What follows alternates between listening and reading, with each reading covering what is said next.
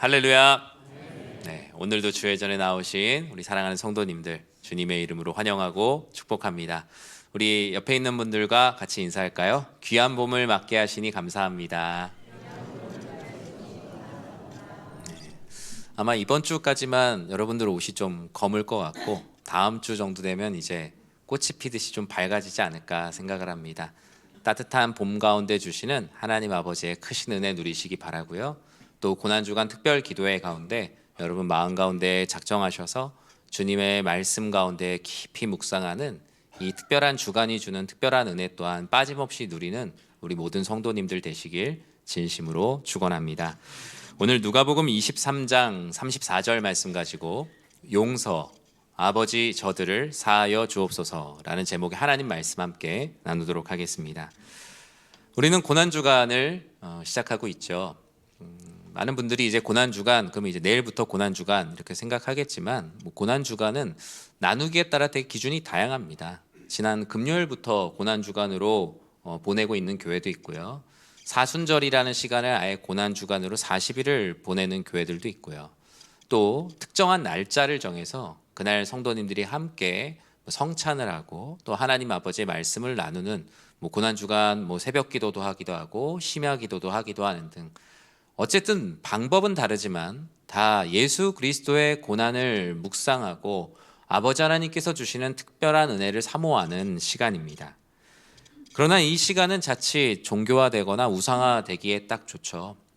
이 시간만 하나님께서 우리 가운데 함께 하시고 이 시간만 무슨 뭐가 특별히 있는 것이 아니라 결국 우리의 생애가 다 고난주간과 같이 그리스도의 고난과 생애를 묵상하고 은혜를 받아야 할 것입니다. 부활주일 전에 부활을 향하여 달려가는 모든 발걸음이 바로 고난주간의 발걸음입니다. 나를 위하여 왜 고난을 당하셔야 했는가? 그분의 고난은 어떤 의미가 있으며 왜 주님께서 이 땅 가운데 오셨는지, 그리고 그 고난이 결국 나를 향한 고난이요 사랑이었음을 보물과 같이 다시 한번 발견하는 시간입니다. 또 자기 중심적인 삶, 내 손과 내 얼굴만 바라보는 삶에서 나를 바라보고 계시는 십자가에 달리신 그리스도 예수를 대면하는 시간, 그 시간이 또 고난주간입니다. 그래서 우리는 이 시간 동안만큼이라도 내 입에서 나오는 말들보단 십자가에서 달리셔서 죽기까지 그 입술 가운데 말씀하시는 주님의 말씀에 온몸의 촉각을 곤두세우는 시간이라고 할 수 있습니다. 이번 고난주간 특별 기도의 주제가 뭐죠? 십자가에서 남기신 7 말씀. 우리는 가상 7언이라고 합니다. 작년에 이제 고난주간 특별 기도회를 마치고 올해는 어떤 또 기도회를 할까 고민을 하다가 이 주제를 잡고 이제 이전의 책들을 참 많이 읽어봤어요. 과연 예수님이 부활 승천하신 이후에 초대 교회 때는 어떻게 이 시간을 보냈을까? 그 당시에는 어떤 말씀을 선포했으며 또 초대교회, 중세교회, 또 근대교회, 현대교회에서 이 그리스도 예수의 이 고난과 이 십자가에서의 7 말씀은 어떤 의미를 가지는가를 쭉 많이 읽어보고 또 나름대로의 연구의 시간을 가졌어요. 그러면서 공통적으로 나오는 단어들은 저는 그 중에서 압축이라는 단어가 많이 보였어요. 압축. 예수님께서 이 땅 가운데 보여주신 놀라운 사역과 말씀들은 너무나 많아요. 그런데 예수님께서 십자가에서 달리사 남기신 이 7 말씀은 결국 성부 하나님께서 그리스도 예수를 통하여서 이 땅 가운데 남기고자 하는 말씀을 7개의 말씀으로 압축한 것이구나. 많은 설교자들 또 많은 신학자들이 그와 같이 이야기했더라고요. 오늘 우리는 주님의 알파와 오메가, 주님의 모든 것이 이 7가지 압축된 언어로 선포된 이 십자가의 7 말씀을 통해서 하나님의 은혜를 나누고자 합니다. 이 7 말씀은 한 사람을 결국 향하게 만드는 거거든요. 요한복음 19장 5절을 같이 한번 읽어보겠습니다. 함께 읽겠습니다. 예수께서 가시관을 쓰고 자색 옷을 입고 나오시니 빌라도가 그들에게 말하되 보라 이 사람이로다 하매. 아멘. 기독교의 위대한 스승이었던 제롬은 이 빌라도가 외쳤던 보라 이 사람이로다라는 말을 뒤집습니다. 빌라도는 예수님을 끌고 나와서 보라 이 사람이로다 라고 말하는 데는 자신의 공로가 있었어요. 내가 이 사람 너희 유대인들이 원하는 대로 잡았다, 이를 이 십자가 앞에 세웠다라는 그 지역의 분봉왕으로서 인기를 얻으려고 자신의 공로를 드러내고자 예수님을 봐라, 내가 이 사람 데리고 나왔다 라고 말했지만, 제롬은 이 말의 앞뒤를 뒤집어 번역을 합니다. 바로 이 사람을 보라. 빌라도는 자신의 공로를 내세우기 위해서 예수님을 전리품처럼 앞에다가 소개했지만, 오히려 하나님께서는 빌라도의 그 악한 행위를 통하여서도 이 세상의 모든 인간의 피조물들, 이 세상에 하나님께서 만드신 모든 존재들이 이 사람 그리스도 예수를 보지 않으면 어느 누구도 구원을 받을 수 없다. 하나님께서는 이 빌라도의 악함을 통하여서도 오히려 모든 이 땅의 존재들이 이 사람을 보지 않으면 어느 누구도 구원을 얻을 수 없다는 것을 선포하게 하십니다. 바로 라틴어로 에세, 에케 호모라고 얘기하는 이 사람을 보라. 망신을 주려고 보라 이 사람이로다 했는데, 오히려 하나님의 영광을 드러내는 일에 하나님 아버지께서 이 말씀을 사용하셨어요. 이 에케 호모라는 말은 결국 수많은 많은 음악과 그림과 작품들을 남겼어요. 대표적인 작품들이 까라바조나 아니면 마르티네스가 그린 여러 가지 많은 그림들, 이 에케 호모라는 주제를 가지고 여러분이 구글에 검색만 해보셔도 엄청나게 많은 작품들이 그 가운데 나와 있습니다. 많은 사람들이 수치를 드러내기 위해서 예수님을 보고 이 사람을 보라라고 얘기했지만, 오히려 하나님께서는 모든 사람들이 이 사람을 봐야 함을 이 한 장면을 통해서 보여주고 계십니다. 예수님은 십자가에서 달리시는 모든 과정을 겪으십니다. 많은 신학자들은, 특히 초대교부의 신학자들은 이 장면을 도살장에서 일하는 직원들이 분업된 일을 죄책감 없이 진행하는 것에 비유했습니다. 예수님이 십자가 골고다에 못 박히러 가시는 그 길, 십자가에 달리시는 모든 과정을 도살장에서 누군가를 죽이는 것에 아무런 죄책감을 가지지 않고 일을 하는 직원에 비유했어요. 예수님이 얼마나 아프실까? 억울하실까? 어떤 누명을 썼을까? 궁금해하기보다 그저 자신의 일을 하고 다음 담당자에게 넘기는 그 수치와 모멸을 담당하셨다라고 많은 학자들은 말합니다. 예수님이 십자가로 가는 골고다의 길은 사랑이라고는 찾아볼 수 없는, 나름대로는 최선을 다하고 있는 주님을 알지 못하는 사람들에 의해서 넘겨지는 일종의 컨베이어 벨트 위에 올려진 예수 그리스도. 그것이 바로 골고다를 지나셨던 주님의 모습입니다. 빌라도가 바로 그 컨베이어 벨트에서 진두지휘하고 있는 것이죠. 결국 십자가에 못 박히시게 되셨고, 주님이 십자가에서 그 입술을 열어 첫 말씀을 떼십니다. 우리 34절 상반절만 화면을 보고 같이 한번 읽어보겠습니다. 이에 예수께서 이르시되 아버지 저들을 사하여 주옵소서, 자기들이 하는 것을 알지 못함이니이다 하시더라. 아멘. 예수님께서 십자가에서 남기신 첫 번째 말씀은 아버지 저들을 사하여 주옵소서.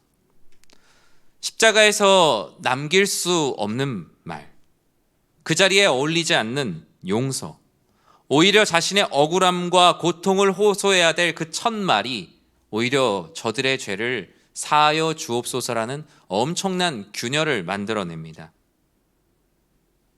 주님께서는 자신에게 고통을 주는 이들을 바라보지 않고 늘 그러셨던 것처럼 이것을 허락하시고 하라고 하신 하늘을 바라보았습니다. 성부 하나님의 계획과 사랑, 자신을 이 땅 가운데 보내신 아버지 하나님을 바라보고 계세요. 그리고 아버지를 향해 올린 말씀은 너무나 충격적인 말씀이었죠. 주여 저들을 사하여 주옵소서. 그들은 그들의 죄를 알지 못합니다. 그렇다면 예수님께서 이 성부 하나님께 그토록 용서해달라고 하는 저들이 누구일까요? 저들은 바로 용서의 대상이에요. 예수 그리스도의 이름처럼 자기 백성들을 저들의 죄에서 구원할 자, 주님께서 용서해달라는 용서의 대상이 바로 저들입니다. 사형 집행을 허락한 총독 빌라도, 집행 실무자인 로마 군인들, 이 일을 뒤에서 꾸민 사내들인 공회원, 대제사장을 비롯한 부패한 종교 지도자, 이 모든 이들이 바로 저들이며, 그뿐 아니라 몇몇 사람들은 예수님의 옷을 제비 뽑아 나누고 있고, 백성들은 서서 구경하고 있고, 관리들은 그것을 비웃고 있고, 군인들은 희롱하고 있으며, 내가 유대인의 왕이면 너를 구원하라고 명패를 쓰고 있으며 와서 뺨을 때리는 사람들. 아주 독한 위로를 건네고 있습니다. 이렇게 위로 아닌 위로를 전하고 있는 그들에게 주님은 아버지, 저들을 사하여 주옵소서라는 아주 아이러니한 기도를 하십니다.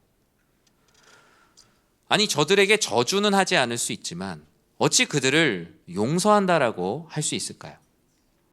우리 사람에게 용서, 되게 인격적인 용서가 어디까지일까요? 그냥 없던 일로 하는 것 정도까지가 우리 인간이 할 수 있는 최선의 용서가 아닐까요? 그러다가도 용서했다고 생각했는데 몇 개월이 지났을 때 내가 용서하지 못했구나라는 것을 발견할 때도 얼마나 많습니까? 왜 주님께서는 그들을 저주하기보다 그들을 용서해달라고 하셨을까요?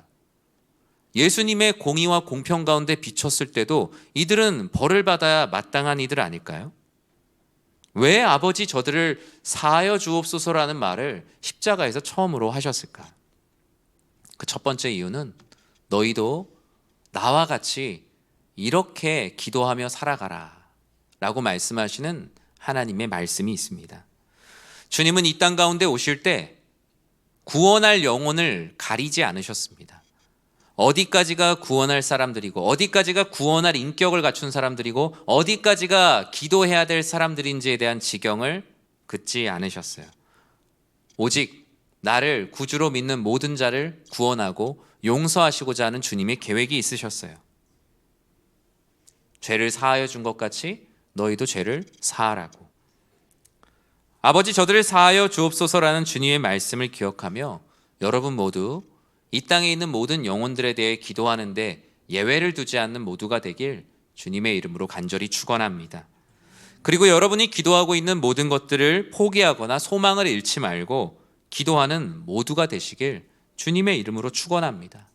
어떻게 그러면 예수님이 이런 말도 안 되는, 우리 인간이 봤을 때는 말도 안 되는 이 기도를 할 수 있었을까요?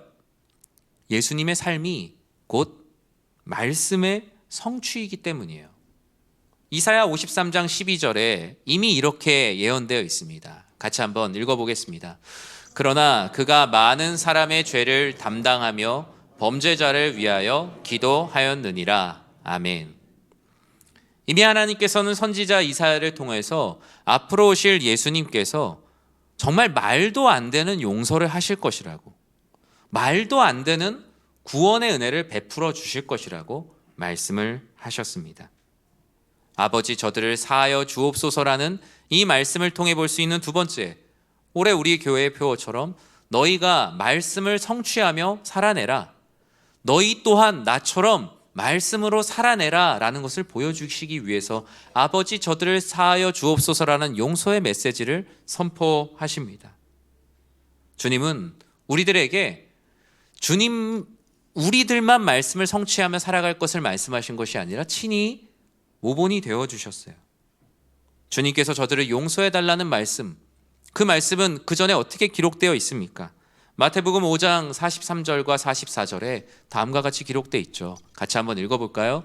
또 내 이웃을 사랑하고 내 원수를 미워하라 하였다는 것을 너희가 들었으나 나는 너희에게 이르노니 너희 원수를 사랑하며 너희를 박해하는 자를 위하여 기도하라.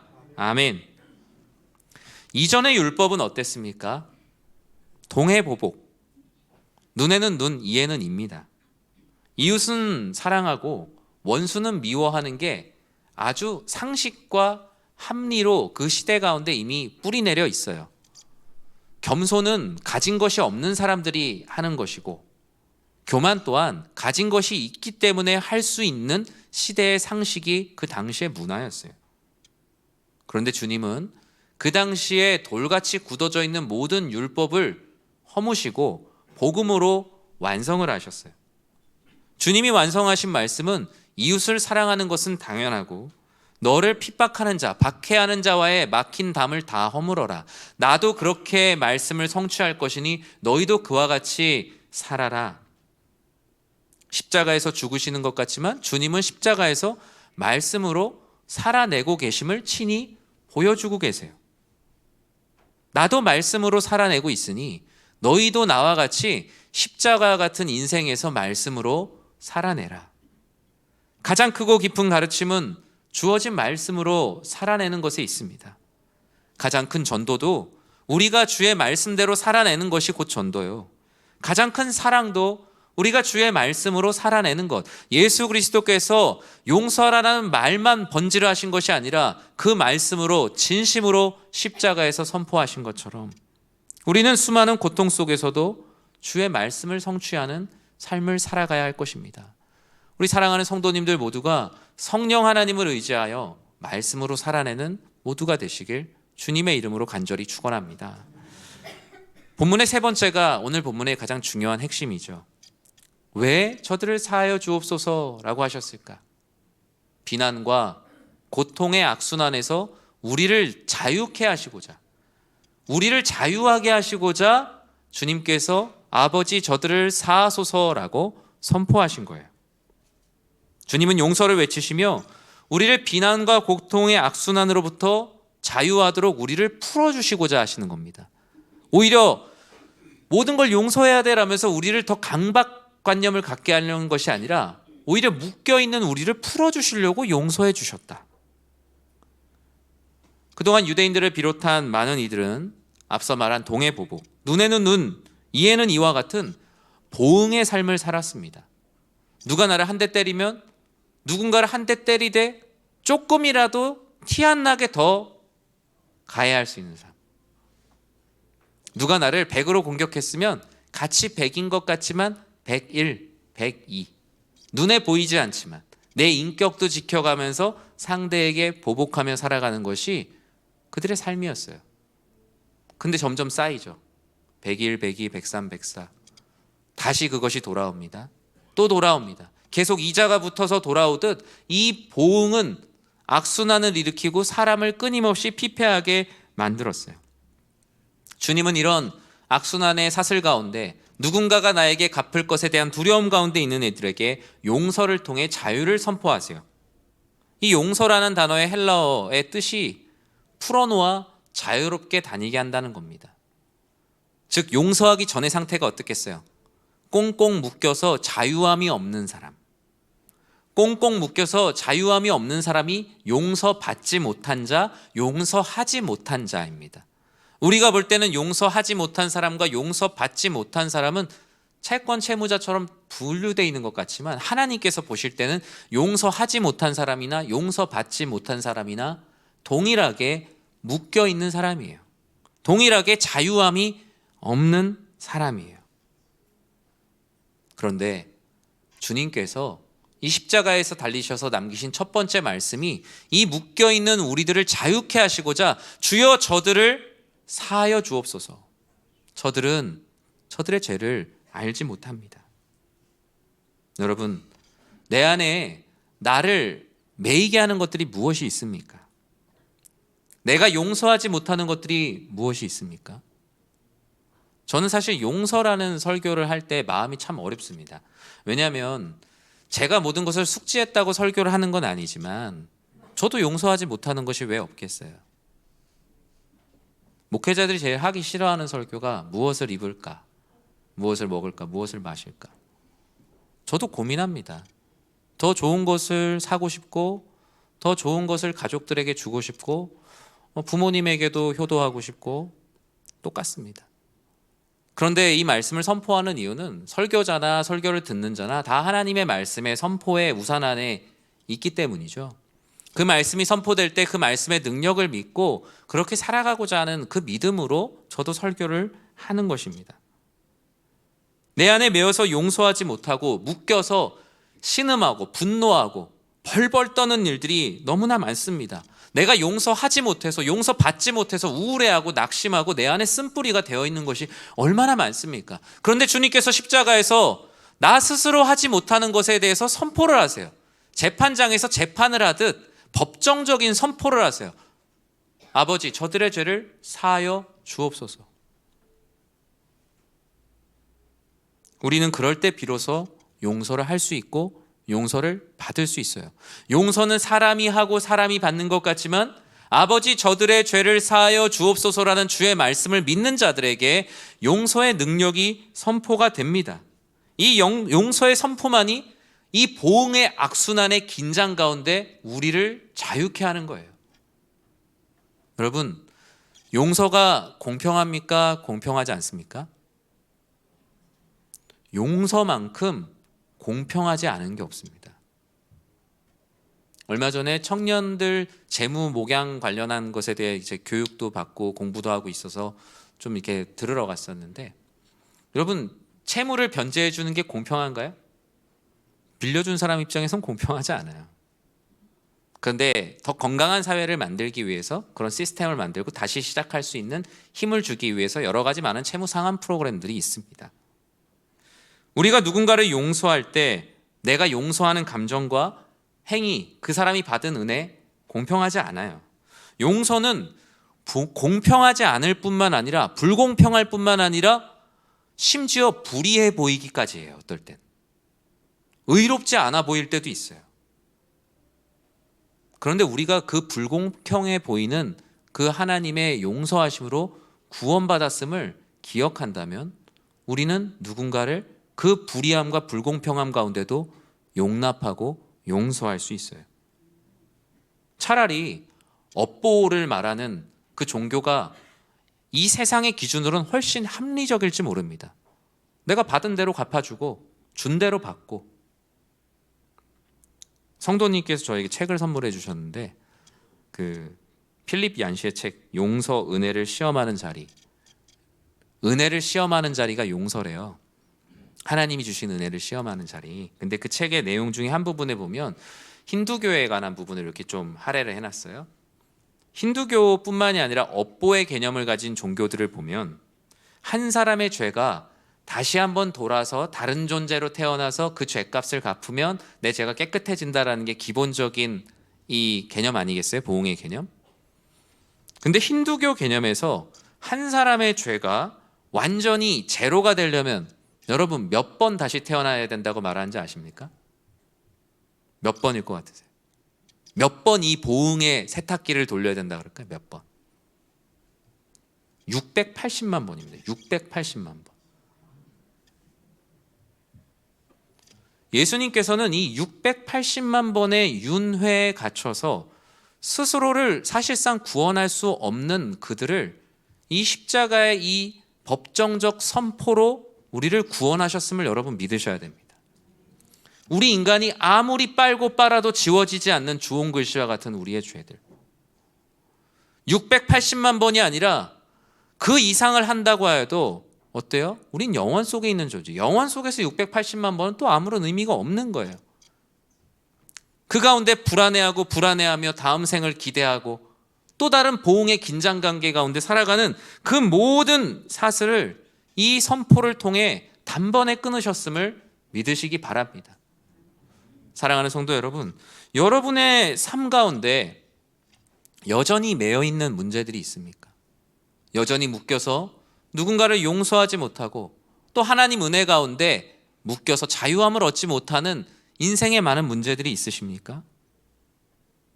나를 구원하시는 그 하나님의 말씀, 주여 저들의 죄를 사하여 주옵소서, 주여 나의 이 묶여있는 사슬을 끊어 주시옵소서. 아버지 하나님께 선포할 때 우리는 우리 안에 모든 묶여있는 것들이 자유함을 얻고 주 안에서 평안한 삶을 살 수 있습니다. 이 아버지 저들을 사하여 주옵소서라는 저들이 바로 나라는 것을 깨닫는 것만이 용서받음의 시작이고 주 여호와 하나님께서 우리를 인도하시는 구원으로 가는 길입니다. 말씀을 맺습니다. 용서란 무엇인가? 저는 구원에 이르는 문이라고 정의를 하고 싶습니다. 주님은 십자가에서 남기신 첫 번째 말씀을 통하여서 스스로를 구원할 수 없고 스스로 용서받을 수 없는 이 세상 가운데 문을 하나 만드셨어요. 예수님을 희롱하는 이들, 핍박하는 이들, 그 골고다에는 어느 누구도 이 지옥불에서 나갈 비상구를 찾지 못하고 있어요. 그런데 주님께서 십자가에서 달리셔서 아버지 저들의 죄를 사하여 주옵소서라고 외치는 순간 새로운 문이 하나 생깁니다. 바로 구원에 이르는 문입니다. 아버지 저들을 사하여 주옵소서라는 말씀으로 탈출구가 없는 이 세상 가운데 탈출의 문을 만드셨어요. 용서를 통해서 없던 문을 만드신 거예요. 우리는 그 좁지만 확실한 탈출구를 인도하시는 주님을 따라 걸어야 하는데 그것이 바로 좁은 문, 좁은 길의 삶이에요. 때로는 일렬로 험곡을 가는 것 같을지라도 그 길을 나가게 되면 우리는 새로운 차원의 영원한 나라에 이르게 될 것입니다. 그리고 나보다 뒤에 오는 이들을 위해 길을 막거나 문을 닫지 않고 주님께서 보여주신 대로 내 뒤에 오는 이들을 동일하게 주님의 사랑으로 사랑하고 용서하며 용납하는 것. 그것이 바로 아버지 저들을 사하여 주옵소서라는 말씀 안에 담겨 있는 진리입니다. 사랑하는 성도 여러분, 내 안에 여전히 용서받지 못하거나 용서하지 못해서 묶여있는 삶의 문제들이 있습니까? 아니면 충분히 답을 얻지 못해서 원망하고 실족해 있는 나를 묶고 있는 문제들이 있습니까? 오늘 이 말씀을 여러분들의 심령 가운데 선포하십시오. 아버지 저의 죄를 사하여 주십시오. 주님 묶여있는 저를 자유케 하여 주십시오. 이 세상에 어떤 것도 끊을 수 없는 680만 번을 반복하여도 지울 수 없는 주홍 글씨와 같은 저의 죄를 용서하시고 아버지 하나님 은혜 가운데 나아갈 수 있는 담대함을 더하여 주십시오. 그와 같이 기도할 때 여러분 용서할 수 있게 될 것입니다. 그리고 용서 받을 수 있게 될 것입니다. 우리 사랑하는 성도님들 모두가 이 고난주간에 주시는 주님의 말씀을 통하여서 이 세상살이에 묶여있는 모든 것들이 그리스도 예수의 용서와 자유함의 선포를 통하여 은혜를 경험하는 모두가 되시길 주님의 이름으로 간절히 축원합니다. 기도하겠습니다.